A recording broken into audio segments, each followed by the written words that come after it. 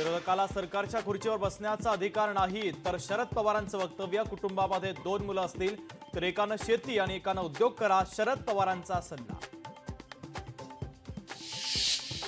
महाविकास आघाडीच्या 200 पार जागा निवडून येतील. मोदी शहांच्या जितक्या सभा होतील तितका फायदा महाविकास आघाडीला होणार, नाना पटोलेंचं वक्तव्य.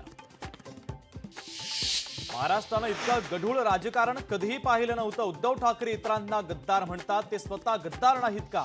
संभाजीराजे छत्रपतींचा खोचक सवाल.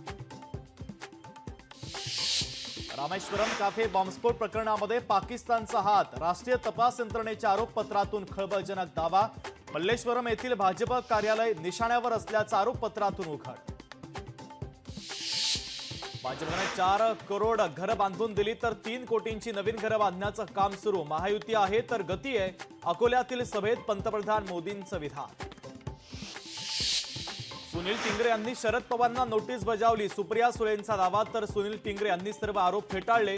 चुकीचे आरोप करून माझी बदनामी करण्याचा प्रयत्न, सुनील टिंगरे यांचं वक्तव्य.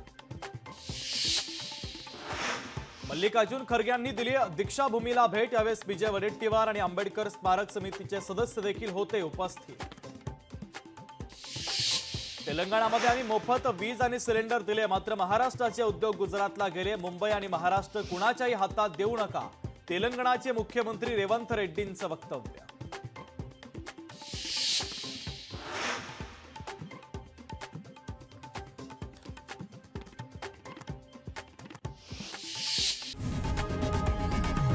लोकशाही मराठी ऐका, पहा, जागरूक रहा.